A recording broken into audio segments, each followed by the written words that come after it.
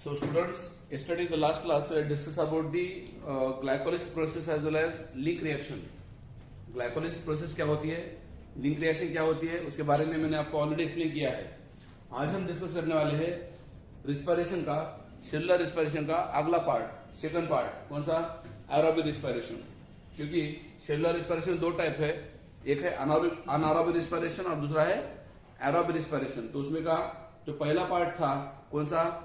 Anaerobic respiration part जो था वो खत्म हो चुका है. आज हम फोकस करने वाले हैं एरोबिक रिस्पिरेशन के ऊपर. So what is the meaning of aerobic respiration? The type of respiration occur in presence of oxygen. और मैंने आपको पहले ही बोला है कि एरोबिक रिस्पिरेशन के लिए क्या चाहिए? माइटोकॉन्ड्रिया चाहिए. माइटोकॉन्ड्रिया की जरूरत है क्योंकि एरोबिक रिस्पिरेशन में क्या होता है, माइटोकॉन्ड्रिया के अंदर ग्लूकोज का कंप्लीट ऑक्सीडेशन होता है. क्योंकि अनारोबिक में क्या हो रहा था? इनकम्प्लीट ऑक्सीडेशन हो रहा था. एरोबिक में क्या होगा? कंप्लीट ऑक्सीडेशन होगा. किसका? ग्लूकोज का. इसलिए अपन एरोबिक रिस्पिरेशन डिस्कस करने वाले हैं. ठीक है. एरोबिक रिस्पिरेशन करने वाले ऑर्गेनिज्म को बोलते हैं अपन aerobes. Those organism which perform in the aerobic respiration are called as aerobes. So generally eukaryotic cell जो है एरोबिक कंडीशन दिखाते हैं, मगर सभी नहीं, मोस्टली यूकैरियोटिक सेल में एरोबिक कंडीशन होती है जिसके अंदर माइटोकॉन्ड्रिया प्रेजेंट है. वो क्या करेंगे? एरोबिक रिस्पिरेशन करेंगे. कैसे करेंगे? एरोबिक रिस्पिरेशन में क्या होता है? कॉम्प्लेक्स ऑक्सीडेशन होता ऑर्गेनिक सब्सटेंस का. कौन सा ऑर्गेनिक सब्सटेंस? ग्लूकोज.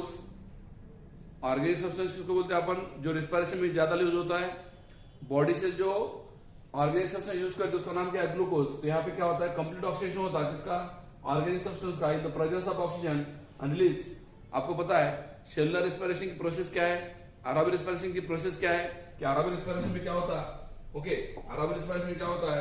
पहले मैंने बोला कि ग्लाइकोलाइसिस के लिए, ग्लाइकोलाइसिस होने के लिए ऑक्सीजन की जरूरत नहीं है, मगर एरोबिक रिस्पिरेशन होने के लिए, एरोबिक रिस्पिरेशन होने के लिए क्या क्या चाहिए? क्रेब्स साइकिल होता है और इलेक्ट्रॉन ट्रांसपोर्ट सिस्टम होती है. मतलब एरोबिक रिस्पिरेशन के लिए क्या चाहिए? माइटोकॉन्ड्रिया जरूरी है. और एरोबिक रिस्पिरेशन का इक्वेशन आपको ऑलरेडी डिस्कस किए थे, that is C6H12O6 plus 6O2 give rise to 6CO2 plus 6H2O plus 38 what? ATP. that is called as energy. 38 ATP मतलब क्या है? एनर्जी है ना. तो ये होता है एरोबिक रिस्पिरेशन में ग्लूकोज का ऑक्सीडेशन होता है और बाहर क्या क्या निकलता है? CO2, water and energy. देखिए CO2 निकला, वाटर निकला और एनर्जी निकली ना. कहां पे? एरोबिक रिस्पिरेशन में ऐसा होता है. अनएरोबिक रिस्पिरेशन में याद रखना, वाटर रिलीज नहीं हो रहा था और एनर्जी भी खाली 2 एटीपी बन रही थी. किधर? अनएरोबिक रिस्पिरेशन में एक ग्लूकोज से कितने एटीपी बन रहे थे? खाली 2. और इधर कितने बन रहे?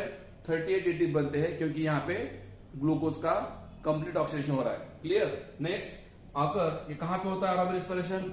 माइटोकॉन्ड्रिया में. आपको पता है mitochondria called power house of cell ना. और मैंने बोला था कि ग्लाइकोलाइसिस के एंड में क्या बनता है? पायरुवेट. ग्लाइकोलाइसिस का फाइनल प्रोडक्ट कौन सा है? पायरुवेट. फाइनल प्रोडक्ट है किसका?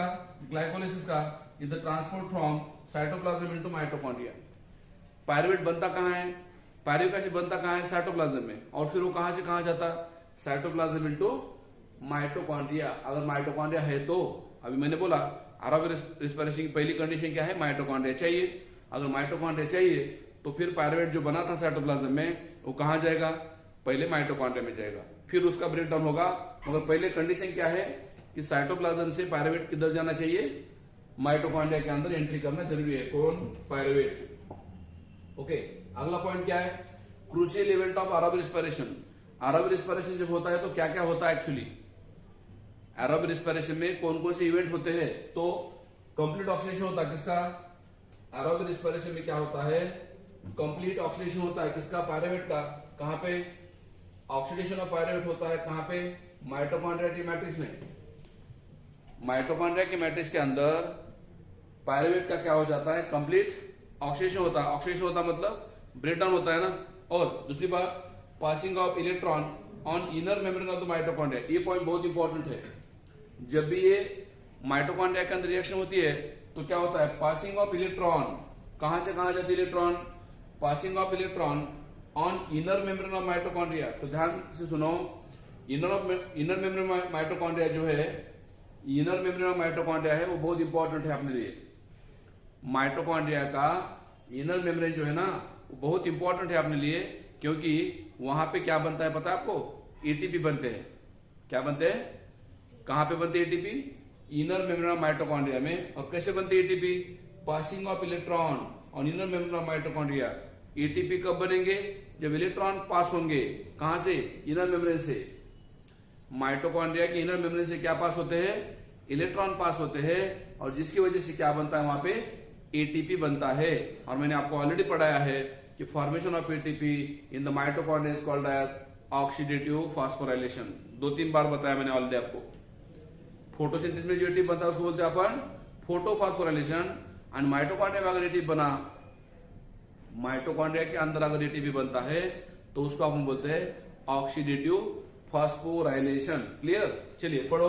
इधर कंप्लीट ऑक्सीडेशन होता है किसका? पायरुवेट का। और stepwise removal of the all hydrogen atoms having 3 CO2। ध्यान से सुनना मैं क्या बोल रहा हूं। अगर एक पायरुविक एसिड का ऑक्सीडेशन हुआ, ध्यान से सुनो, अगर एक पायरुविक एसिड का ऑक्सीडेशन हुआ तो कितने CO2 बाहर निकल रहे? 3 CO2। और आपको पता है ग्लाइकोलिस में कितने पायरुविक एसिड बने थे? फिर 2। ग्लाइकोलिस के फाइनल में कितने पायरुविक एसिड बने थे? 2। तो 2 पायरुविक एसिड कितने CO2 रिलीज होंगे? अगर एक पायरुवेट से क्या बन रहे? 3 CO2 रिलीज हो रहे ना, तो 2 पायरुवेट से कितने CO2 रिलीज होंगे? 6 CO2। Very good calculation. सो एक पायरुवेट से क्या हो रहा है? अगर 3 CO2 रिलीज होते हैं तो 2 पायरुवेट से क्या होते हैं? 6 CO2 रिलीज होते हैं। तो इक्वेशन में देखिए, आपको जो इक्वेशन लिख के दिया मैंने जस्ट आपको, कि वहां पे 6 CO2 मैंने दिखाया है। अरेबिक रेस्पिरेशन में क्या दिखाया है? 6 CO2। मतलब यहाँ पे एक पायरुविक एसिड से यस 3 CO2 मॉलिक्यूल होते हैं। एंड कहां पे होता है सब? एक पायरुविक एसिड से 3 CO2 मॉलिक्यूल रिलीज होते हैं, और ये कहां होता है सब? माइटोकॉन्ड्रिया के मैट्रिक्स में। एंड पासिंग ऑफ, मैंने आपको जस्ट बताया वाला point, passing of electron removed as a part of hydrogen atom. ध्यान सुनो, इनर मेम्ब्रेन ऑफ माइटोकॉन्ड्रिया जो है ना, वहां पे क्या होता है? यहाँ पे इलेक्ट्रॉन पास होते हैं ऐसे। इनर मेम्ब्रेन ऑफ माइटोकॉन्ड्रिया से क्या पास होते हैं? इलेक्ट्रॉन पास होते हैं।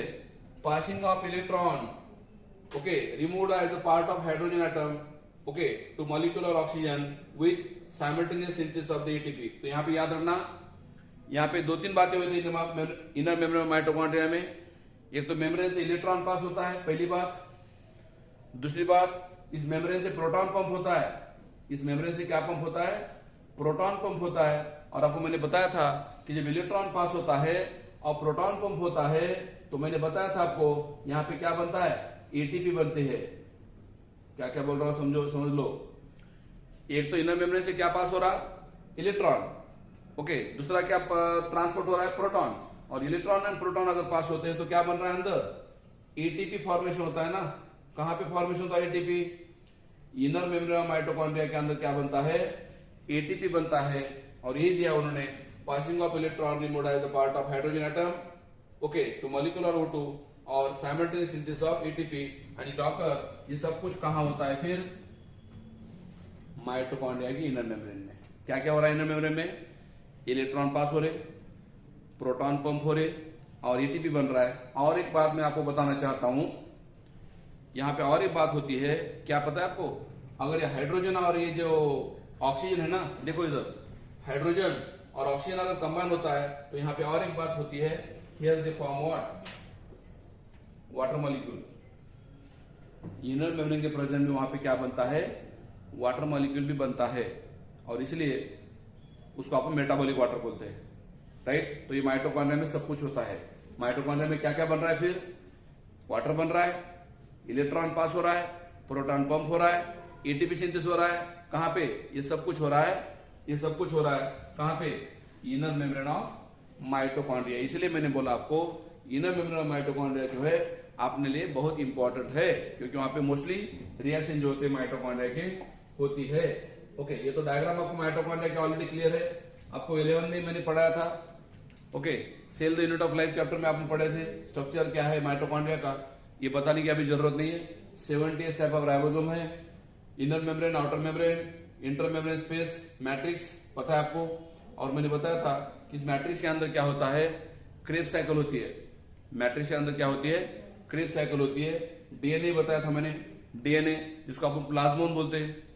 माइटोकॉन्ड्रिया के डीएनए क्या बोलते हैं अपन, प्लाज्मोन बोलते हैं। तो माइटोकॉन्ड्रिया की इंफॉर्मेशन ज्यादा देने की जरूरत नहीं है। अगला पॉइंट, यहां पे क्या हो रहा है, दो बातें हो रही ना, क्रूशियल इवेंट दो हो रहे। नेक्स्ट अगला पॉइंट क्या है, देखो, pyruvic acid enter in the mitochondrial matrix and undergo oxidative decarboxylation. ध्यान सुनो बेटा, पायरुविक एसिड कहां से कहां गया, साइटोप्लाज्म टू, यस, माइटोकॉन्ड्रिया के मैट्रिक्स में गया ना। पायरुविक एसिड जो था साइटोप्लाज्म में था, अभी वो कहां गया, माइटोकॉन्ड्रिया के मैट्रिक्स में गया। फिर जाने के बाद क्या किया उसने, दो रिएक्शन हो गए, कौन से, ऑक्सीडेशन एंड डिकार्बोक्सिलेशन। इस पायरुविक एसिड से क्या हुआ, दो बातें हुई, कौन कौन सी, एक ऑक्सीडेशन हुआ। देखिए ध्यान से देखो, ऑक्सीडेशन मतलब क्या हुआ, रे साइकिल से हाइड्रोजन चला गया, और हाइड्रोजन चला जाने से क्या बना, ऑलरेडी मैंने आपको बताया था, ऑक्सीडेशन होता है मतलब क्या निकल जाता है, हाइड्रोजन। और दूसरा बात क्या हो रहा है, CO2 भी निकल जा रहा है ना। फिर पायरुविक एसिड से क्या क्या निकल जा रहा, हाइड्रोजन निकल जा रहा और CO2 निकल जा रहा। अगर हाइड्रोजन निकल गया तो क्या बोलू, हाँ, हाइड्रोजन निकल गया तो क्या बोलते हैं, ऑक्सीडेशन या डिहाइड्रोजनेशन। डिहाइड्रोजनेशन वर्ड हार्ड है ना बताने के लिए, तो ऑक्सीडेशन बोलो। तो पहले क्या हुआ, पायरुविक एसिड से क्या चला गया, हाइड्रोजन चला गया। तो हाइड्रोजन किसने लिया, NADH, और NADH बनाना। और दूसरा और क्या निकल गया, यहां से CO2 निकल गया। मतलब यहाँ पे पायरुविक एसिड से क्या हुआ, दो रिएक्शन हो गई इसके अंदर, कौन कौन सी। और यहाँ पे एंजाइम याद रखना, जब पायरुवेट का कन्वर्शन एसिल को एंजाइम में होता है तो वहां पे एंजाइम जो यूज होता है उसका नाम है pyruvate dehydrogenase. Very very important point, pyruvic acid से अगर हाइड्रोजन चला जा रहा है तो उसके एंजाइम का नाम है pyruvate dehydrogenase. And magnesium ion है तो कोफैक्टर, मैग्नीशियम आयन कौन है, कोफैक्टर बोल के वहां पे यूज होता है। एंजाइम ध्यान सुनो, पायरुवेट डिहाइड्रोजनेज है, और एक्चुअली इस रिएक्शन को बोलते हैं अपन, इस रिएक्शन को अपन नाम देते हैं, this reaction is also called as oxidative decarboxylation of pyruvate. और इसका और भी नाम है, it is also called as link reaction. ध्यान से सुनो बेटा, इसको तीन नाम है, कौन से तीन नाम है, पहला नाम oxidative decarboxylation of pyruvic acid, दूसरा नाम लिंक रिएक्शन। आप बोलेंगे लिंक रिएक्शन क्यों बोलते सर, क्योंकि ये ग्लाइकोलाइसिस की बात होती है और क्रेब्स साइकिल की पहली होती है ना, इसलिए बोलते हैं लिंक रिएक्शन। और तीसरा नाम है formation of acetyl coenzyme A. तीसरा नाम क्या है, formation of acetyl coenzyme A. यहाँ पे एसिटिल कोएंजाइम ए भी बनता है ना। चलो आगे, सो यहाँ पे एंजाइम नाम आपको पता हो गया, कौन से एंजाइम है, पायरुविक एंजाइम कौन सा है, pyruvic dehydrogenase and require coenzyme such as NAD and coenzyme A. देखिए इधर ये रिएक्शन होने के लिए क्या लग रहा था, NAD लग रहा था, और क्या लग रहा था, कोएंजाइम ए लगता था। किसके लिए, लिंक रिएक्शन होने के लिए क्या क्या लग रहा है, coenzyme, yes, NAD and coenzyme ए। आप बोलेंगे NAD का लॉन्ग फॉर्म क्या है सर, ऑलरेडी मैंने 2-3 बार आपको बताया है NAD का long form, nicotinamide adenine dinucleotide. किसका लॉन्ग फॉर्म है, NAD का लॉन्ग फॉर्म है, और उसको बोलते हैं अपन रिड्यूसिंग कोएंजाइम। NAD को क्या बोलते हैं अपन, रिड्यूसिंग कोएंजाइम बोलते हैं। Okay, and during this process 2 NADH molecules are produced from 2 molecule of pyruvic acid. Very very important point. Link reaction में क्या हो रहा है, अगर पायरुविक एसिड कितने मॉलिक्यूल है बेटा, 2 मॉलिक्यूल है ना। अगर पायरुविक एसिड कितने मॉलिक्यूल है, 2 मॉलिक्यूल है पायरुविक एसिड से। अगर पायरुविक एसिड के 2 मॉलिक्यूल है तो वहां से क्या बन रहा है, 2 molecule of pyruvic acid produce what, 2 NADH ना। ध्यान सुनो, ये जो रिएक्शन दी है बोर्ड के ऊपर, ये पायरुविक एसिड की दी है, तो मैं आपको 2 पायरुविक एसिड की बात कर रहा हूं, क्योंकि आपको पता है ग्लाइकोलिस के एंड में कितने पायरुविक एसिड बनते हैं, 2। तो आपने को सब 2 लेना पड़ेगा ना। क्लियर बात है, ग्लाइकोलिस के एंड में कितने पायरुविक एसिड बनते हैं, 2। तो आपने को क्या लेना पड़ेगा, 2 पायरुविक एसिड लेना पड़ेगा। और अगर 2 पायरुविक एसिड लिया मैंने तो फिर NADH कितने बन रहे, 2 NADH बनते हैं। Clear, very good. सो इसमें 2 NADH मॉलिक्यूल फॉर्म्ड होते हैं, 2 मॉलिक्यूल ऑफ पायरुविक एसिड, और the acid coenzyme then enter फिर एसिटिल कोएंजाइम में कहा एंट्री करता, दूसरी साइकिल में एंट्री करता, और उस साइकिल का नाम है TCA साइकिल। अभी तक क्या बना, एसिटिल कोएंजाइम में बना।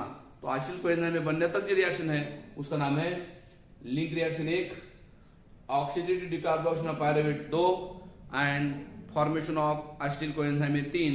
ऐसे 3 नाम से रिएक्शन पहचानी जाती है। और फिर अभी जो एसिटिल कोएंजाइम में बना वो कहां पे एंट्री करेगा, दूसरे साइकिल में एंट्री करेगा, और उस साइकिल का नाम है TCA cycle, also called as Krebs cycle. अभी इसके बाद जो होने वाले रिएक्शन जिसका नाम है TCA साइकिल। TCA का long form try carboxylic acid cycle. क्यों बोलते हैं इसको ट्राई कार्बोक्सिलिक एसिड साइकिल? क्योंकि इस साइकिल के अंदर जो ऑर्गेनिक कंपाउंड बनते हैं वो 3 कार्बोक्सिलिक ग्रुप वाले रहते हैं। किसके अंदर? क्रेब्स साइकिल के अंदर जो ऑर्गेनिक कंपाउंड बनता है पहला, वो 3 कार्बोक्सिलिक ग्रुप वाला है, इसीलिए नाम गिरा ट्राई कार्बोक्सिलिक एसिड साइकिल। ठीक है बेटा, चलो आगे शुरू हो गई साइकिल। नेक्स्ट लिंक रिएक्शन खत्म, अपन पहले ग्लाइकोलाइसिस खत्म किए, अभी लिंक रिएक्शन खत्म हो गई। अभी हम कहा एंट्री किए? क्रेब्स साइकिल में। तो ये क्रेब्स साइकिल है। आप बोले क्रेब्स साइकिल क्यों बोलते हैं सर? क्योंकि साइंटिस्ट ने डिस्कवर किया ना। क्या है साइंटिस्ट का नाम? Sir hence crab. साइंटिस्ट का नाम क्या है? Hence crab. इन्होंने प्रपोज किया, इन्होंने डिस्कवर किया, तो क्या नाम देंगे? अपना थोड़े नाम देंगे, किसका नाम देंगे? Crab cycle. क्रेब ने प्रपोज किया ना। सो इसको दूसरा नाम क्या है फिर? TCA cycle. Okay, try carboxylic acid cycle, Kreb cycle, और तीसरा नाम है इसका सिट्रिक एसिड साइकिल। मतलब इस साइकिल को 3 नाम है। कौन कौन से 3 नाम है? पहला नाम ट्राई कार्बोक्सिलिक एसिड साइकिल, दूसरा नाम क्रेब साइकिल, और तीसरा नाम सिट्रिक एसिड साइकिल। ये 3 नाम से पहचाने जाते हैं ये रिएक्शन। एनसीईआरटी के अंदर जो कंटेंट दिया है उसके हर एक लाइन के ऊपर नीट में क्वेश्चन आता है, इसलिए आपको डायग्राम जो है पूरा माइंड में फिक्स होनी चाहिए। मतलब किसके बाद क्या बनता है, कौन कौन सी रिएक्शन होती है, पूरा माइंड में आपको फिक्स होना चाहिए, तभी आप जाके पढ़ पाओगे। क्योंकि इन्होंने तो रिसर्च किया, अपन तो पढ़ रहे, अपन तो खाली उन्होंने जो किया वही पढ़ रहे। इन्होंने जब रिसर्च किया उनको कितना डिफिकल्ट हुई होंगी पढ़ते समय। जिसने क्रिएट किया उसको बहुत तकलीफ होती है पढ़ने में, बनाने में। जो अपन जो कर रहे हैं, क्या कर रहे हैं फिर? अपन बना रहे नहीं कुछ भी, अपन खाली जो दिया है वही याद रख रहे बस। ठीक है। सो ये क्रेब साइकिल जो है अभी अपने को डिस्कस करेगा डिटेल में। क्रेब साइकिल डिटेल में डिस्कस करते हैं। तो क्रेब साइकिल में याद रखना, मैं आपको बता रहा हूं क्रेब साइकिल के अंदर ओके टोटल स्टेप जो है मैं आपको दिखा रहा हूं। क्रेब साइकिल 9 स्टेप है। और याद रखना क्रेब साइकिल एक साइक्लिक मेटाबॉलिक पाथवे है। मैंने बोला था ग्लाइकोलाइसिस कैसा था? लीनियर मेटाबॉलिक पाथवे था। ग्लाइकोलाइसिस कैसा था? लीनियर मेटाबॉलिक पाथवे था। मगर क्रेब साइकिल कैसा है? Cyclic pathway. साइक्लिक का मतलब क्या है? बार बार हो रहा ना मॉलिक्यूल तैयार, इसलिए इसको क्या बोलते हैं अपन? साइक्लिक पाथवे बोलते हैं। किसको? Kreb cycle is also called as cyclic metabolic pathway. Okay, चलिए क्रेब साइकिल में क्या क्या होता है तो आपको मैं क्या कर रहा हूं, जो मैंने डायग्राम निकाली है क्रेब साइकिल को एक्सप्लेन कर रहा हूं। जो क्रेब साइकिल की डायग्राम मैंने बनाई है वो मैं आपको एक्सप्लेन करने जा रहा हूं। ओके, तो पहले क्रेब साइकिल की डायग्राम ध्यान से सुन लो। क्रेब साइकिल का डायग्राम ध्यान से देखो, एकदम परफेक्ट देखो, क्योंकि आप अगर आपके माइंड में डायग्राम फिक्स हुई तो आपको कुछ भी एमसीक्यू के लिए ज्यादा पढ़ने की जरूरत नहीं है। This cycle help you to solve the all MCQ of Kreb cycle. Kreb cycle के पूरे एमसीक्यू आपको इस डायग्राम से आपको बिल्कुल सॉल्व हो जाएंगे, कोई भी एमसीक्यू आपका बाकी नहीं रहेगा। ठीक है, चलो तो क्रेब साइकिल में क्या क्या हो रहा है मैंने बोला। क्रेब साइकिल का दूसरा नाम TCA साइकिल, तीसरा नाम सिट्रिक एसिड साइकिल। इस प्रोसेस में क्या होता है? ये कौन सी प्रोसेस है? एरोबिक रेस्पिरेशन है। और इस क्रेब साइकिल में याद रखना, इस क्रेब साइकिल के अंदर वाटर मॉलिक्यूल 3 बार आता है। इस क्रेब साइकिल के अंदर वाटर मॉलिक्यूल कितने बार आ रहा है? 3 बार। तो इसको बोलते हैं अपन हाइड्रेशन। हाइड्रेशन मतलब क्या रे? एडिशन ऑफ वाटर मॉलिक्यूल कितनी बार हो रहा है? 3 बार। एमसीक्यू में पूछते हैं how many time hydration occur in Krebs cycle, तो कितनी बार? 3 टाइम्स। और डीकार्बोनेशन कितने बार हो रहा है? डीकार्बोक्सिलेशन। CO2 कितने बार बाहर जा रहा? 1 और 2। CO2 2 बार बाहर जा रहा ना, तो इसमें डीकार्बोनेशन कितने बार हो रहा है? 2 बार। और तीसरी बार इस साइकिल में ऑक्सीडेशन कितने बार हो रहा? 4 बार। मतलब ये क्लियर है कि क्रेब साइकिल में हाइड्रेशन 3 बार, डीकार्बोनेशन 2 बार और ऑक्सीडेशन 4 बार होता है। इसमें कोई अल्टरनेटिव नहीं याद रखने के लिए, ठीक है, एकदम परफेक्ट आपको याद रखना पड़ेगा। आप बोलेंगे सर कहां होता है सब कुछ, मैंने ये तो आपको ऑलरेडी पढ़ा है, जस्ट अभी मैंने पढ़ा ना आपको लिंक रिएक्शन। क्या बोला लिंक रिएक्शन में? 2 molecule of pyruvate acid produce 2 molecule of acetyl coenzyme में। लिंक रिएक्शन में मैंने क्या बोला था? 2 molecule of pyruvate acid produce 2 molecule of acetyl coenzyme में। ये तो ऑलरेडी पढ़ा है मैंने आपको। और मैंने ये भी बोला था कि जब लिंक रिएक्शन में ये होता है तो क्या बनता है? 2 NADH बाहर निकलते हैं एंड 2 CO2 बाहर निकलते हैं। और ये भी बोला था कि जो कोएंजाइम ये है वो बार बार कोएंजाइम ये जो है बार बार रिसाइकल होता है, मतलब बनता है वापस जाता है, बनता है वापस जाता है ना। कौन? Coenzyme A. कोएंजाइम ए क्या हो रहा है? बार बार रिसाइकल हो रहा है। ओके, तो अब क्रेब साइकिल के अंदर कितने स्टेप है? टोटल 9 स्टेप है। क्या नाम है स्टेप का? शुरू करते हैं। क्रेब साइकिल के 9 स्टेप शुरू करते हैं, 1 by 1 क्रेब साइकिल के 9 स्टेप शुरू करते हैं। पहली स्टेप का नाम क्या है? Condensation. What is the meaning of condensation? जब दोनों मॉलिक्यूल कंबाइन होते हैं। कौन से दोनों मॉलिक्यूल? ध्यान से सुनो। एसिटिल कोएंजाइम में कितने कार्बन का था? जल्दी बोलो। 2 कार्बन का। और ऑक्सोलाइज से कितने कार्बन का है? 4 कार्बन का। सो 4 + 2 6। एसिटिल कोएंजाइम में कितने कार्बन का था बेटा? 2 कार्बन का। ऑक्सोलाइसिक एसिड कितने कार्बन का था? 4 कार्बन का। सो 4 + 2 कितने हो गए? 6 कार्बन का मॉलिक्यूल बना, उसका नाम है सिट्रिक एसिड। और एक बार रिपीट बोल रहा हूं, थर्ड टाइम, तीसरी बार। एसिटिल कोएंजाइम में 2 कार्बन का था, ऑक्सोलाइसिक एसिड 4 कार्बन का है, दोनों कंबाइन हुए तो 6 कार्बन का मॉलिक्यूल बन रहा है सिट्रिक एसिड। और इस साइकिल में जो पहला प्रोडक्ट बनता है सिट्रिक एसिड, इसलिए इस साइकिल को नाम दिया गया। इस साइकिल में पहला प्रोडक्ट जो बनता है कौन सा? सिट्रिक एसिड बनता है, इसलिए साइकिल को नाम दिया गया citric acid cycle. Confirm, finish. तो पहली स्टेप आपको क्लियर? फर्स्ट स्टेप को कुछ डाउट है किसी को? पहली स्टेप खत्म हो गई। कौन सी पहली स्टेप थी बेटा? कंडेंसेशन। कंडेंसेशन में किसका किसका कंडेंसेशन हुआ? 2 मॉलिक्यूल 2 कार्बन के एसिटिल कोएंजाइम का और 4 कार्बन का ऑक्सोलाइसिक एसिड का कंडेंसेशन हुआ। यहां भी मैंने रोमन लेटर में नंबर दिया है, हर एक रिएक्शन का मैंने नंबर दिया है रोमन लेटर में। रिएक्शन नंबर 1, रिएक्शन नंबर 2, ऐसा। यहाँ पे याद रखने की आपको तकलीफ नहीं होगी। चलो, पहली रिएक्शन खत्म। दूसरी रिएक्शन क्या हो रही है? सेकंड रिएक्शन क्या होती है? आइसोमराइजेशन। मतलब क्या?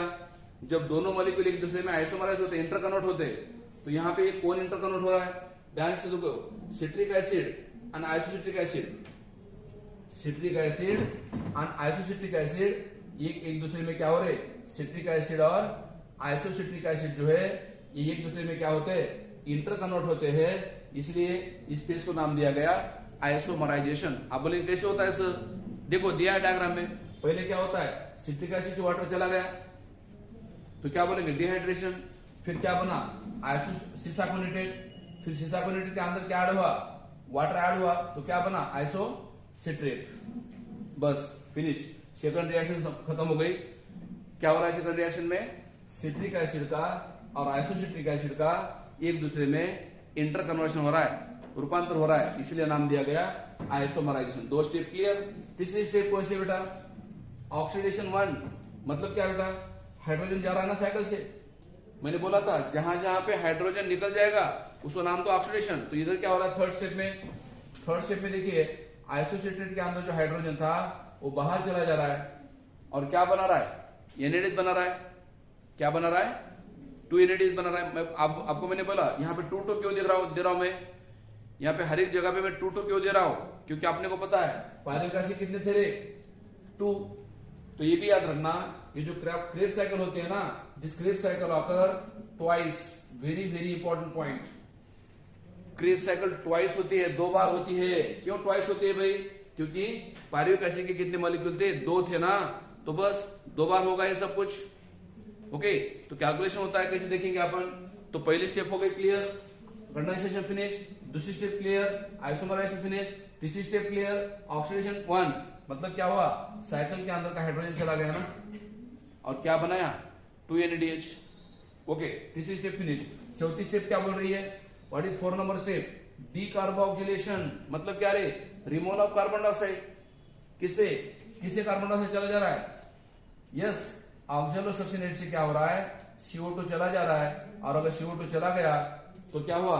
6 कार्बन का जो कंपाउंड था, अभी तक कितने कार्बन थे बेटा?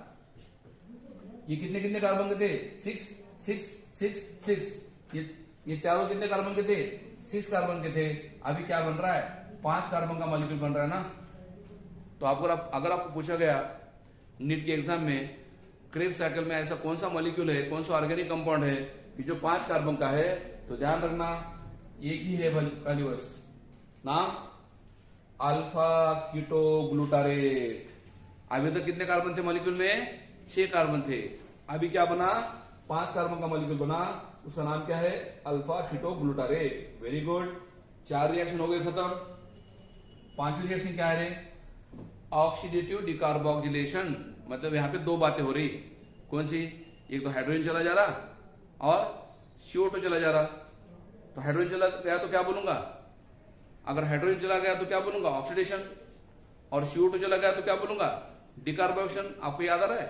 एक्चुअली ये जो 5 नंबर की रिएक्शन हो रही है नहीं, सेम यहाँ पे हो रही। देखो लिंक रिएक्शन है क्योंकि लिंक रिएक्शन में क्या हो रहा था? उधर भी CO2 जा रहा था और ऑक्सीडेशन हो रहा था ना। मे भी आपको पूछा जा सकता है कि क्रेब्स साइकिल में ऐसे कौन सी रिएक्शन है जो लिंक रिएक्शन जैसी है? तो कौन सी? ये रिएक्शन जहां पे किसका कन्वर्शन किस में हो रहा है? यस, अल्फा कीटोग्लूटारेट का कन्वर्शन ओके किस में हो रहा है? सक्सेसिव कोएंजाइम में हो रहा है। ओके 5 नंबर स्टेप समझ में आया? पहले देखो 5 नंबर स्टेप जो है उसमें क्या हो रहा है? एक तो हाइड्रोजन चला जा रहा और CO2 बाहर निकल रहा ना, इसलिए 5 नंबर स्टेप को बोलते हैं oxidative decarboxylation. 5 number step important है। चलो 5 नंबर स्टेप खत्म। 6 नंबर स्टेप में क्या बोल रहा है? 6 नंबर स्टेप में 2 बातें होती है, हाइड्रेशन एंड फॉस्फोरिलेशन। ध्यान से सुनो। 6 नंबर स्टेप में क्या हो रहा है? हाइड्रेशन। What is hydration? एक तो वाटर मॉलिक्यूल ऐड हो रहा, देखो वाटर मॉलिक्यूल अंदर आ रहा ना, साइकिल के अंदर आ रहा, एक हाइड्रेशन हुआ। और दूसरी बात क्या बोल रहा है? सेकंड बात क्या है? फॉस्फोराइलेशन। मतलब क्या बेटा? एटीपी फॉर्मेशन होता है यहाँ पे। फॉस्फोराइलेशन में क्या होता है? फॉस्फोराइलेशन के अंदर एटीपी फॉर्म होता है यहाँ पे। और याद रखना यहाँ पे जो एटीपी फॉर्म होता है, सबसे पहले कुछ एनर्जी बाहर निकलती। पहले 2 जीडीपी से 2 जीटीपी बनता, 2 जीडीपी से 2 जीटीपी बनता, गॉनोसिन डाइफॉस्फेट से गॉनोसिन ट्राइफॉस्फेट बनता, और फिर गॉनोसिन ट्राइफॉस्फेट से फिर फॉस्फेट निकल जाता, और फिर कौन लेता? 2 एडीपी लेता, और 2 एडीपी से 2 एटीपी मिलता। मतलब कहने का मतलब ये है यहाँ पे एटीपी से जीटीपी से एटीपी बनता है। बस क्या बनता है? जीटीपी से एटीपी बनता है। जीटीपी का लॉन्ग फॉर्म गॉनोसिन ट्राइफॉस्फेट, एटीपी का लॉन्ग फॉर्म आर्डोनिसिन ट्राइफॉस्फेट। बस कहने का मतलब ये है कि ये 6 नंबर जो रिएक्शन है, 6 नंबर जो रिएक्शन है, यहाँ पे आपको क्या मिल रहा है? एटीपी मिल रहा है। और याद रखना मैंने आपको बोला था कि अगर एटीपी डायरेक्ट मिल रहा है, अगर एटीपी डायरेक्ट मिल रहा है तो उसको हम बोलते हैं सबस्ट्रेट लेवल फॉस्फोराइलेशन। मैंने ग्लाइकोलाइसिस में पहले में भी पढ़ाया था, आपको ग्लाइकोलाइसिस में भी पढ़ाया था 7 नंबर स्टेप में और 10 नंबर स्टेप में डायरेक्ट एटीपी बनता था। यहाँ पे भी क्रेब्स साइकिल में भी 6 नंबर स्टेप में डायरेक्ट एटीपी बन रहा है। और डायरेक्ट एटीपी किससे बन रहा है? जीटीपी से बन रहा है। इसलिए क्या बोलूंगा? Substrate level phosphorylation. Clear? 6 step हो गए खत्म। अभी 7वीं स्टेप कौन सी है? Oxidation third. आप बोलेंगे थर्ड कैसे सर? ये हो गया फर्स्ट, ये हो गया सेकंड, ये हो गया थर्ड। क्या होता है ऑक्सीडेशन थर्ड में? ध्यान से सुनो। इधर यस सक्सिनेट का क्या हो रहा है? फ्यूमारेट बन रहा ना। सक्सिनेट का क्या बन रहा है? फ्यूमारेट बन रहा। और यहाँ पे भी एक हाइड्रोजन चला जा रहा ना बाहर। अगर सक्सिनेट का फ्यूमारेट बन रहा है तो एक हाइड्रोजन और क्या हो रहा? निकल जा रहा है। तो इसको क्या बोलूंगा? ऑक्सीडेशन बोलूंगा ना। कौन सा? थर्ड। मगर यहाँ पे याद रखना, यहाँ पे हाइड्रोजन लेके जाने के लिए कौन आ रहा है पता है आपको? एनएडी नहीं आ रहा, यहाँ पे आ रहा है एफएडी। अभी तक किसने लेके गया था हाइड्रोजन? एनएडी। यहाँ पे देखिए ना, एनएडी हाइड्रोजन लेके गया था। इधर देखो एनएडी लेके गया था, इधर देखो एनएडी लेके गया था। मगर यहाँ पे एनएडी है क्या? नहीं है। कौन है? FAD. What is FAD? Flavin adenine dinucleotide. ये भी कौन है? ये भी रिड्यूसिंग कोएंजाइम है। तो ये भी क्या करेगा? साइकिल के अंदर हाइड्रोजन लेके जाएगा। हम तो लेके जाएंगे, क्या लेके जाएंगे? हाइड्रोजन लेके जाएंगे। कहां से लेके जाएंगे? साइकिल से लेके जाएंगे। तो जहां जहां पे साइकिल में से हाइड्रोजन जा रहा है उसको क्या बोला? जहां जहां पे साइकिल के अंदर से हाइड्रोजन जा रहा है उसको क्या बोलूंगा? ऑक्सीडेशन। तो अभी तक कितने ऑक्सीडेशन हो गए? ये हो गया पहला ऑक्सीडेशन, ये हो गया पहला ऑक्सीडेशन, ये हो गया दूसरा ऑक्सीडेशन, अब ये हो गया तीसरा ऑक्सीडेशन। मतलब साइकिल के अंदर से हाइड्रोजन क्या हो रहे? निकल जा रहे ना। इधर कौन लेके गया, एनएडी, इधर कौन लेके जा रहा है, एफएडी, और क्या बना रहा है, एनएडीएच और एफएडीएच, बस फिनिश। ओके, कोई सी स्टेप खत्म हो गई बेटा, 7 नंबर स्टेप खत्म, जहां पे सक्सिनेट का क्या हो जाता, फ्यूमारेट बन जाता, और वहां पे एफएडी का एफएडीएस बन जाता ना, तो एफएडी का क्या बन रहा है, 2 एफएडीएस बनता है। 7 नंबर फिनिश। 8 नंबर स्टेप क्या है, ये तो बहुत इजी है, hydration. What is hydration? 8 number step में सिंपली क्या हो रहा, वाटर मॉलिक्यूल अंदर आ रहा, रिएक्शन के अंदर आ रहा, साइकिल के अंदर आ रहा, तो क्या बोलूंगा, हाइड्रेशन। और क्या बन रहा है, फ्यूमारेट का मैलेट। वाटर आने की वजह से क्या बन रहा है, फ्यूमारेट का मैलेट। मैं आपको बताना चाहता हूं कि यहां से लेके यहां तक, सिट्रिक एसिड से लेके ऑक्सैलोसक्सिनेट तक कितने कार्बन थे, 6 कार्बन थे। 5वां कार्बन का कौन है, खाली एक ही है, कौन, अल्फा कीटोग्लूटारिक एसिड जो है खाली एक ही है 5वां कार्बन का। और इसके आगे जितने भी है, इसके आगे सक्सिनिल कोएंजाइम ए के आगे जितने भी है वो 4 कार्बन वाले हैं। मतलब आपको पूछा गया कि भाई कौन से स्टेप में 6 कार्बन का 5 कार्बन हो रहा है और कौन से स्टेप में 5 कार्बन का 4 कार्बन हो रहा है। तो याद रखना सक्सिनिल कोएंजाइम में बना कि उसके बाद सभी 4 कार्बन वाले हैं। ये 4 कार्बन वाला है, ये 4 कार्बन वाला है, ये 4 कार्बन वाला है, ये भी 4 कार्बन वाला है। मतलब ये पूरे क्या है, 4 कार्बन वाले है। बस कौन सी स्टेप खत्म हो गई, 8 नंबर फिनिश। अभी लास्ट स्टेप कौन सी है, 9 नंबर स्टेप में क्या हो रहा, और ऑक्सीडेशन हो रहा। 9 नंबर स्टेप में क्या हो रहा, और ऑक्सीडेशन हो रहा है। मतलब क्या हो रहा, हाइड्रोजन चला जा रहा है। कौन लेके जा रहा है, हाइड्रोजन, एनएडी। फिर यहाँ पे कितने एनएडी आए, 2 एनएडी। फिर 2 एनएडी ने क्या बनाया, 2 एनएडीएच। बस मतलब यहाँ पे याद रखना, आप नोट करो कि इस क्रेब साइकिल में अभी तक 4 जगह पे ऑक्सीडेशन हुआ। कौन से 4 जगह पे, देखिए नोट करो, एक, बाद में ये 2, बाद में ये 3 और बाद में ये 4। मतलब 4 जगह पे क्या हुआ, हाइड्रोजन चला गया। मतलब क्रेब साइकिल में कितनी जगह पे ऑक्सीडेशन हुआ, 4 जगह पे। क्रेब साइकिल में हाइड्रोजन वाटर कितनी जगह ऐड हुआ, 3 जगह पे। तो क्या बोलूंगा, हाइड्रेशन 3 जगह पे हुआ। और क्रेब साइकिल में डिकार्बोनेशन कितनी बार हुआ, CO2 कितनी बार लॉस हुए, CO2 लॉस कितनी बार हुए, 2 बार। तो याद रखना, अगर मेरा क्वेश्चन अभी ऐसा है आपको, मैंने अगर आपको बोला कि इस क्रेब साइकिल के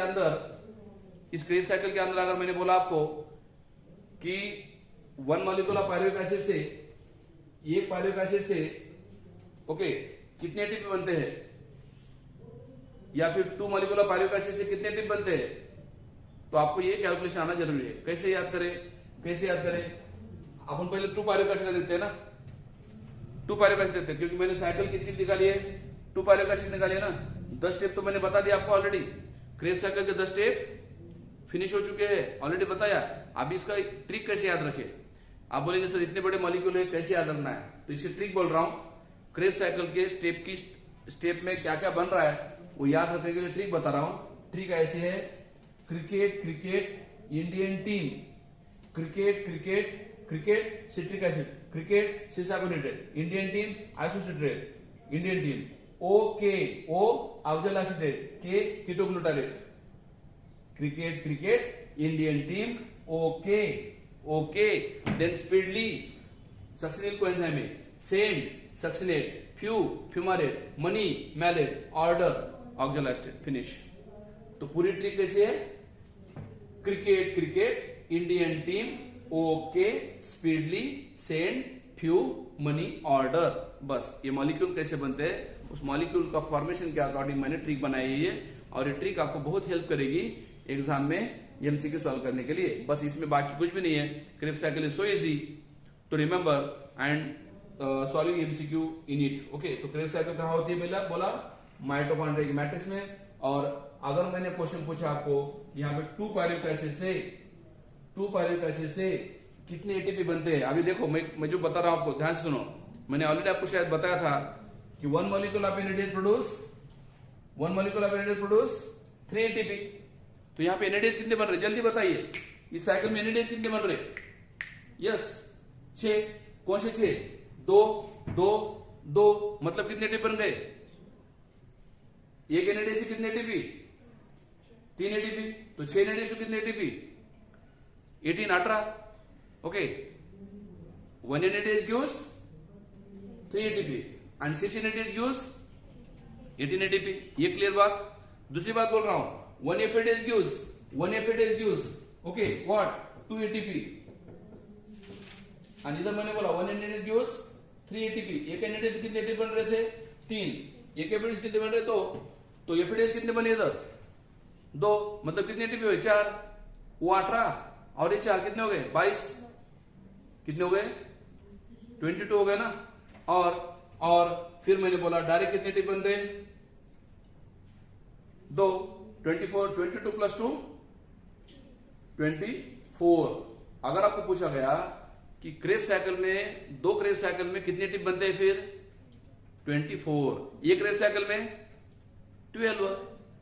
2 क्रेब साइकिल में 24 और एक क्रेब साइकिल के आधा करना है ना बस.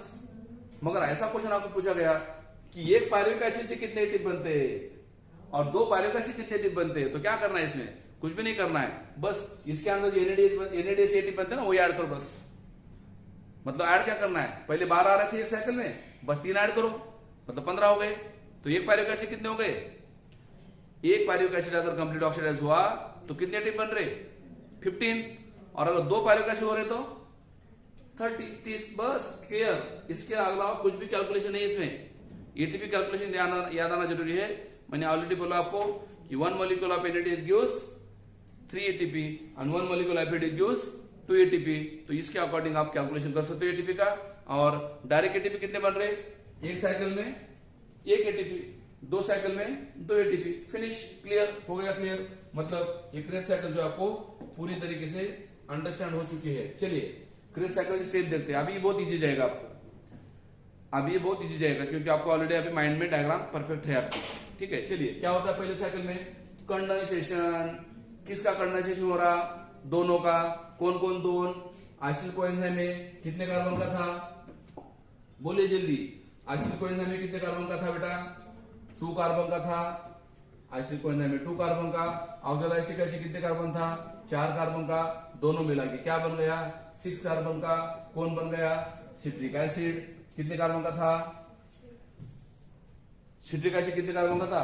6 कार्बन का. So 2 carbon plus 4 carbon is equal to 6 carbon. तो पहला प्रोडक्ट कौन सा बना? जोर से बोलिए. Citric acid. और यहाँ पे एंजाइम का नाम क्या है? सिट्रेट. सिट्रेट बना रहा तो सिट्रेट सिंथेसिस बोलेंगे. क्या बना रहा है? सिट्रेट बना रहा है तो क्या बोलेंगे? Citrate synthesis. सिट्रेट बनाने वाला सिट्रेट सिंथेसिस. पहला रिएक्शन क्लियर. दूसरी रिएक्शन कौन सी है? सेकंड. बाद में मैंने बोला जो कोएंजाइम में बन रहा था, ध्यान करो, ये जो कोएंजाइम में बन रहा था वो बाद में बार बार क्या होता बोला? रिसाइकल होता है. तो यहाँ पे दिया है कोएंजाइम में molecule is released and recycled. बाहर निकलता, बाद में आता, बाहर निकलता और आता ना. कौन? कोएंजाइम में. ओके. क्या हो रहा है? कोएंजाइम में रिलीज होता है और आता है. Next citrate is isomerised with isocitrate. देखो सिट्रेट का आइसोमराइजेशन होता है किसके साथ? मैंने जो डायग्राम निकाल के दिया अभी आपको थोड़ी देर पहले. सिट्रेट और आइसोसिट्रेट देखिए डायग्राम में दोनों एक दूसरे में क्या होते हैं? आइसोमराइज होते. कौन कौन? सिट्रेट. ये देखो सिट्रेट और आइसोसिट्रेट क्या होते हैं एक दूसरे में? आइसोमराइज हो जाते. पढ़ा है मैंने आपको already. Citrate isomerise with isocitrate. Next 4 बाद में क्या हो रहा? डीकार्बोनेशन हो रहा. किसका? आइसोसिट्रेट का. और फिर क्या बन रहा? Alpha ketoglutaric acid. ध्यान से सुनो. ये ऐसा मॉलिक्यूल है जो 5 कार्बन वाला है. कौन? Alpha ketoglutaric acid. कितने कार्बन का है रे? 5 कार्बन का है. फिर उसमें से क्या होता? अल्फा कीटोग्लूटारिक एसिड से क्या निकल जाता? डीकार्बोनेशन होता. किसका? अल्फा कीटोग्लूटारिक एसिड का. फिर क्या बनता? 5 कार्बन का 4 कार्बन. अल्फा कीटोग्लूटारिक एसिड कितने कार्बन का था? 5 कार्बन का. और उससे क्या बन रहा है? यस सक्सेसिव कोएंजाइम में बन रहा. कितने कार्बन का? 4 कार्बन का. एनसीईआरटी में इतने डायग्राम दिए हैं. मतलब एनसीईआरटी ने बहुत आपको इजी किया है. याद रखने के लिए बहुत इजी है ये. नेक्स्ट बाद में क्या हो रहा बेटा? 4 स्टेप के बाद सक्सेसिव कोएंजाइम में कन्वर्टेड इनटू. देखो सक्सेसिव कोएंजाइम का क्या बन रहा? सक्सेनिक एसिड ना. मतलब देखिए एनसीईआरटी ने जो एक्सप्लेनेशन दिया है कि नहीं वो अच्छा दिया है, डिटेल दिया है, मगर डायग्राम शॉर्टकट मारी है. तो आपको यहाँ पे क्लियर होना चाहिए कि डायग्राम अपने को जो मैंने दिया आपको वो परफेक्ट याद रहनी चाहिए, क्योंकि तभी तक आपको एमसीक्यू सवाल नहीं होंगे. तो सक्सेनिक कोएंजाइम की क्या हो रहे हैं? सक्सेनिक कोएंजाइम का क्या बन रहा है? Succinic acid. और उसी दौरान क्या बन रहा है, जीटीपी, और जीटीपी से क्या बन रहा है बाद में, जीटीपी से क्या बन रहा है, एटीपी बनता है, याद करो। और मैंने बोला था कि जब जीटीपी से एटीपी बनता है उसको क्या बोलते हैं अपन, डायरेक्ट एटीपी। जीटीपी से एटीपी बन रहा है तो क्या बोलते हैं, substrate level phosphorylation. Direct ATP बन रहा ना, कितने एटीपी बन रहे, एक साइकिल में एक एटीपी, दो साइकिल में दो एटीपी, क्योंकि क्रेब साइकिल कितने बार होती है, ट्वाइस। क्रेब साइकिल कितने बार होती है, ट्वाइस, पहले ही बताया मैंने आपको। Next, in a couple reaction GTP converted into GDP, और जीडीपी कन्वर्ट होने के बाद जीटीपी से फॉस्फेट गया, फिर फॉस्फेट किसने लिया, एडीपी ने लिया, और फिर क्या बनाया, एटीपी। मतलब जीडीपी से जीटीपी बना, जीडीपी से जीटीपी बना, जीटीपी ने फॉस्फेट गंवा दिया, फिर वो फॉस्फेट किसने लिया, एडीपी ने लिया, और एडीपी ने क्या बनाया, एटीपी बनाया। मतलब फाइनली क्या बना, एटीपी बना। और ये कौन सा एटीपी है, डायरेक्ट एटीपी है, सबस्ट्रेट लेवल एटीपी है। नेक्स्ट, ऑक्सीडेशन और फिर बाद में क्या होता, सक्सिनेट का क्या बन जाता बाद में, फ्यूमारेट। सक्सिनेट का क्या बन जाता, फ्यूमारेट। देन फ्यूमारेट का क्या बन जाता, मैलेट। बताइए, सक्सिनेट का फ्यूमारेट होता है तो क्या होता है, कौन सी रिएक्शन होती है, सक्सिनेट का फ्यूमारेट होता है तो क्या होता है, ऑक्सीडेशन होता है। याद करो, एफएडीएच बनता है, एफएडीएच कितने 2, और फ्यूमारेट का फिर मैलेट बनते समय हाइड्रेशन हो रहा। फ्यूमारेट का मैलेट बनते समय क्या हो रहा, हाइड्रेशन हो रहा। साइकिल यहां पे बैठनी चाहिए, एक बार साइकिल यहां पे बैठ गई ना कि एमसीक्यू आपका बिल्कुल एक भी गलत नहीं होगा। सो पहले सक्सिनेट का फ्यूमारेट हो गया, फ्यूमारेट का मैलेट हो गया, और फिर लास्ट में मैलेट का फिर और क्या होता, लास्ट में ऑक्सीडेशन हो जाता, और फिर क्या बनता, ऑक्सोलाइसिक एसिड बन जाता। और ये रिएक्शन जो है कंटिन्यू होती है ना, कंटिन्यू होती रहती है, reaction is continued. Okay, next देखिए आप, वेरी इंपॉर्टेंट पॉइंट आया क्या, at 3 point in the TCS cycle NAD का एनएडीएच बना। देखिए डायग्राम में 3 जगह पे क्या हुआ, एनएडी का एनएडीएच बना, मतलब क्या, ऑक्सीडेशन हुआ ना। क्रेब साइकिल में देखिए मैंने निकाली वाली डायग्राम, 3 साइकिल में क्या क्या हो रहा है, एनएडी का एनएडीएच बन रहा है, और एक पॉइंट में एक जगह पे क्या बन रहा है, एफएडी का एफएडीएच बन रहा है। ठीक है बेटा, 3 जगह पे एनएडी का एनएडीएच बन रहा है, और एक जगह पे एफएडी का एफएडीएच बन रहा है। डायग्राम में है, याद रखने की जरूरत नहीं है। एंड बाद में क्या बोला, नेक्स्ट क्या बोला, कंटिन्यूअस ऑक्सीडेशन। कंटिन्यूअस ऑक्सीडेशन होता है किसका, एसिटिक कोएंजाइम में white cycle require continue replacement of the ओए। ये बार बार बनना जरूरी है, तभी तो साइकिल होगी, रिपीट रिपीट, रीजनरेशन होना चाहिए किसका, ओए का। And also require regeneration of NAD and FAD ना, फ्रॉम एनएडीएच एंड एफएडीएच। मतलब अभी क्या बना, अभी बना एनएडीएच एंड एफएडीएच बना, मगर बाद में क्या होना चाहिए, इस एनएडीएच का एनएडी होना चाहिए, एफएडीएच का एफएडी होना चाहिए। होगा आगे, कहां होगा, इलेक्ट्रॉन ट्रांसपोर्ट सिस्टम में होगा। अभी क्या चल रहा है, अभी चल रहा है क्रेब साइकिल, और क्रेब साइकिल में क्या बन रहा है, एनएडीएच एंड एफएडीएच बन रहा। अभी ये बनने के बाद में और क्या करेगा, ब्रेक होगा, ऑक्सीडेशन होगा, और बाद में जाके ऑक्सीडेशन होगा, और एनएडीएच का क्या बनेगा, एनएडी बनेगा, और एफएडीएच का क्या बनेगा, एफएडी बनेगा। कहां पे, इलेक्ट्रॉन ट्रांसपोर्ट सिस्टम में ऐसा होगा। क्या होता है बाद में देखेंगे, कहां पे, इलेक्ट्रॉन ट्रांसपोर्ट सिस्टम में। आगे है वो साइकिल, आपने को पढ़ना है। Next, summary of Kreb cycle, very very important point. Krebs cycle की समरी क्या है, समरी, हाँ बोलिए, पायरुवेक एसिड कितने मॉलिक्यूल थे, अपन पहले देखेंगे रिएक्शन 1 पे पायरुवेक एसिड का ना। अगर अपन क्या कंसीडर करते हैं, एक पायरुवेक एसिड कंसीडर करते हैं, कितने पायरुवेक एसिड है, एक पायरुवेक एसिड है, एनएडी कितने आए, 4। ओके, एफएडी कितने आए थे, पता है आपको, एफएडी कितने आए थे, 1 ना, याद आ रहे ना, क्रेब साइकिल में एनएडी 4 आए थे, एफएडी 1 आया था। अब बोलेंगे 4 कहां से आए सर, यहां पे आपको लिंक रिएक्शन भी ऐड करना है, याद में, यहां पे आपको क्या ऐड करना है, लिंक रिएक्शन का भी ऐड करना है, क्योंकि पायरुवेक एसिड की बात चल रही है ना। अगर बात पायरुवेक एसिड की चल रही है तो यहाँ पे आपको लिंक रिएक्शन के अंदर का भी एनएडी ऐड करना पड़ेगा। तो एनएडी कितना है, 4, एफएडी कितना है, 1। क्लियर बेटा, एडीपी कितना है, 1। फिर क्या बना, CO2 कितने बने, 3, क्योंकि मैंने पहले बोला था 1 मॉलिक्यूल ऑफ पायरुवेक एसिड 3 CO2 बनाता है। 4 एनएडी का 4 एनएडीएच, 1 एफएडी का 1 एफएडीएच, और 1 एडीपी का 1 एडीपी, फिनिश। कर लगा, समझ आ रहा है। एक पायरुवेक एसिड क्या बोला, 3 CO2 निकल गए, पहली बात। 4 एनएडी का क्या बोला, 4 एनएडीएच, एक एफएडी का क्या बोला, एक एफएडीएच, एंड बाद में क्या बोला, एक एडीपी का एक एटीपी बन गया। तो यहाँ पे 10 ग्लूकोज इज ब्रोकन डाउन, यहाँ पे ग्लूकोज क्या हो गया, ब्रेक डाउन हो गया, एंड गिव्स, ये ग्लूकोज ब्रेक डाउन होता है तो आपको पता है क्या निकलते हैं 6 CO2। आप बोलेंगे सर वन, ये ग्लूकोज क्या ऐसा क्यों बोल रहे हो, क्योंकि आपको बोला ना ये ग्लूकोज अगर ब्रेक डाउन होता है तो याद करो 2 पायरुवेट एसिड बनते थे ना बेटा। तो अगर 2 पायरुवेट एसिड की बात करें तो क्या होता है, ऊपर मैंने कौन सी रिएक्शन बताई, एक पायरुवेट एसिड की, अभी क्या बता रहा हूं 2 पायरुवेट एसिड की। 2 पायरुवेट एसिड में क्या होगा, यस बोलिए 6 CO2 बाहर निकलेंगे, क्योंकि एक पायरुवेट एसिड से 3 CO2, 2 पायरुवेट एसिड से 6 CO2। बाद में एनएडीएच कितने बन रहे हैं 8, और एफएडीएच कितने बनते हैं 2, और एटीपी कितने बनते हैं 2।